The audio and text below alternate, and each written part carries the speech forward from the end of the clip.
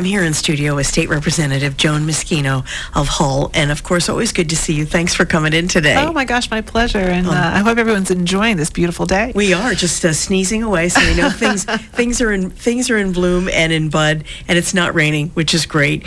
And it's always good to catch up with you and find out what's going on legislatively, since I know this is a very big, busy time up on Beacon Hill. Tell me about a couple things you've been involved in. I know right off the top, I believe you and Senator O'Connor are co-sponsoring a bill, House Bill 3388, with about a military service. It's a Remembrance Day and suicide awareness. A tough topic, but an important topic. It is an important topic, and I think if there's one message to take away from this bill, it is how to build awareness around such an important, and I'm going to use the word epidemic. If you look at some of the statistics around just generally in suicide, but in particular around those among our service members and our veterans, right? Because it's both. It's skyrocketing high. There are a lot of services out there, and in fact, there are things that the culture is starting to change. But it really starts with it's okay to say I need some help, and it's okay to step forward and ask for services and ask for things. And I think the most important thing that bill does is to designate the day, September 22nd, and to build awareness and that culture of stepping forward and saying, yeah, I need some help with this. Do you think a lot of it's because a lot of the people that have served or are serving, that's what they're used to doing, being the strong ones, being the tough one, being the ones to take charge, and sometimes it's tough for people who are in that position to ask for any help for anything? Oh my gosh, absolutely. I mean, think about who serves, think about who comes home and all of the work that they do. These are leaders in the community, these are the rocks, these are people who, when you step forward in service like that, you're prepared, right, to do what you need to do, and you're prepared to make ultimate sacrifice. And I think it makes it really hard to ask for help. So that's where we're starting. We had a hearing. The senator and I put in joint remarks, and we both testified. And I'll say when I testified, the committee was actually very receptive and asked some great questions. And they were actually like, let's jump to action. And I was like, if you want to take action, great. But the place we really need to start is building awareness. Hopefully people remember the young man from Hingham, the Patika family. They lost their son to suicide while he was in the service. And that's a family that was very brave. They said, this is what's happened, and we want to make sure that no other family loses a son or a daughter to suicide.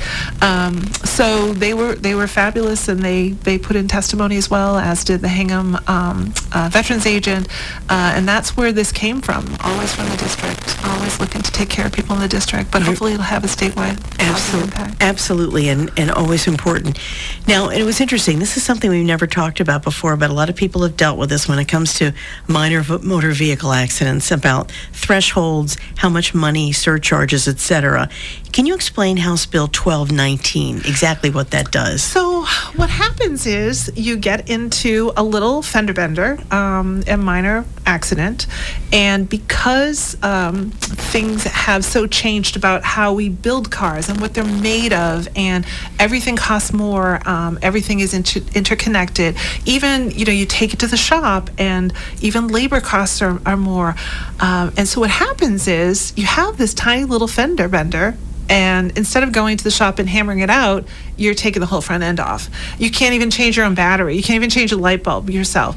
And what it means is that everything costs more, and it puts you over the threshold into an event that's a surchargeable event. So what used to be nothing, right, just these things happen, is now a surcharge on your insurance, and there's no way to fix it for less. And two things are happening is people are not reporting things and not fixing things. So now they're maybe driving with a vehicle that isn't as safe as it could be, or you're going in, insurance is covering it, but you're paying that surcharge, and it's not doing what it's intended to do, which was to make people drive more cautiously. So we just want to keep pace and elevate that. It also speaks to the definition of a minor accident, because we do think that that bears scrutiny again. But yeah, so that's what we're doing. And then my partner, Rep. Keefe from Worcester, also filed a bill that says maybe we should just get rid of the surcharges altogether, which I think would go over really great with regular folks. But that's what we're trying to do. Absolutely, that's a great idea. You wouldn't happen off the top of your head to know what that threshold would be increased to, would you? I think we were looking to increase it to $5,000. Okay, that seems more realistic. Much more realistic. What was it before, like $2,500, $2,000? I think it was $1,000, $1,500. Oh, that's... Yeah. It's just too low. Yeah, it is too low. Yeah, definitely. Which is, that's an example of like where government can really step forward and just take care of regular people and just be practical. Absolutely. So you know what I'm going to ask you about? Uh-oh. Cable access streaming fees. Yes. Your favorite. It is, because I know what an important component all the local cable access is to real coverage. Like I said, we get so many requests for coverage, we can't get to everything. We get to a lot of it, but we can't get to everything, especially with the scaling back of local coverage from the newspapers. But cable access has really ramped it up, and if they keep getting their funding cut because of the cutback on people that are subscribing to cable, that's like another nail in the coffin of local news. And local government. I agree. This is transparency in government. It's that basic. You need trusted sources of information.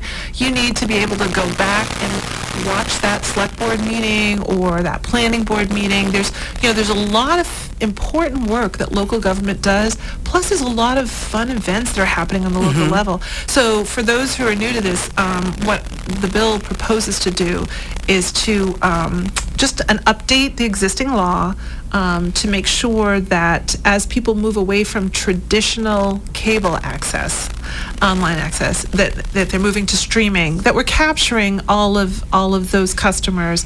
Right now you pay a small surcharge, and it has paid off in spades. I'm telling you, we have created in Massachusetts such a robust ecosystem of our PEG channels, and everyone loves them, everyone uses them, we need them, there's more demand for it. We just want a sustainable revenue stream. That's all.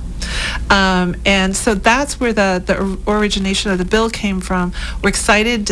We think it'll have, we're 99% sure it'll have a hearing in July. And in the meantime, there's actually a national conference coming to Boston around this kind of work and the PEG access channels. And I'm actually going to be presenting on two boards, one with Mass Access, which is sort of the trade association for all of our PEG channels. So like think Harbor Media or 143 TV, or even Hull's department, cable department. So I'll be testifying them on why this bill is necessary, how it works, and why we want to make sure that that we're funding these things. And then also on one about how we might regionalize. I'll be presenting with Hingham's Harbor Media. I should say Hingham and Hull's Harbor Media on why we might choose regional models and even be more efficient. Now, what about when you talk about with taking some of the streaming fees, are any other states doing that now? So are they all still in transition here? They're all pretty much in transition. A lot of states have tried to do it through, say, like a sales tax or things like that. And those are certainly options open to us. The reason we're choosing to update the existing law is because it has worked well for Massachusetts. It's something everybody is familiar with. We've already paid into it as consumers, and we've already seen the value. But most importantly, if it remains a fee, then I can tie it to the important public purpose. Whereas if it is a tax, it will just go into the government's general fund, and there'll be no way, it'll just be you paying more.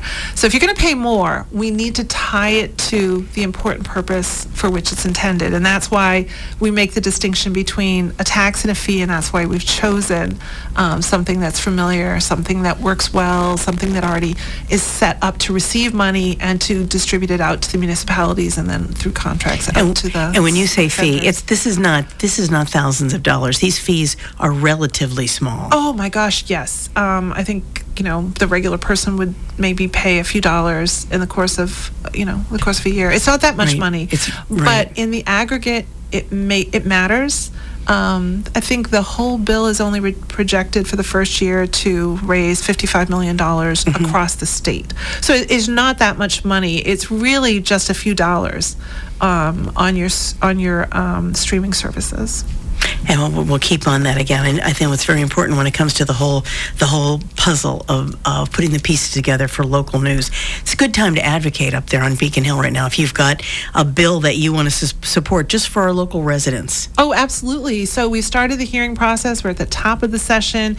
So if there's something you're interested in, and there's legislation out there, you can actually create an account for yourself through malegislature.gov.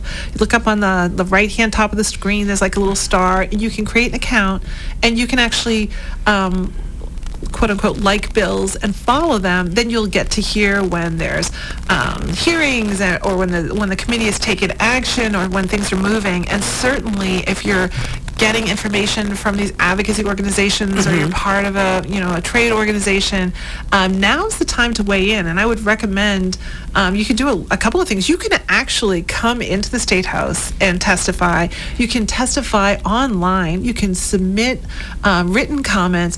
But I think probably the most important thing is to reach out to your state rep and your state senator and let them know what topics are important to you, and then keep us posted as you go along. Don't be silent. Happening. Don't be silent. Now's the time to weigh in, and don't worry about whether we agree or disagree. Like, trust me, we hear from both sides of every argument, but it's important and good, and we should know who you are and what you're working on. And absolutely. Now, if people want to get a hold of you, what's the best way to do that? Excuse me. 617-722-2092, or certainly email joan.meschino@mahouse.gov. Well, we appreciate you joining us today. Always lots of great information. Again, that's State Representative Joan Meschino of Hull. Thanks so much for joining us today. Have a great day, everyone. You too. I'm Christine James, 95.9 WATD. 95.9 WATD.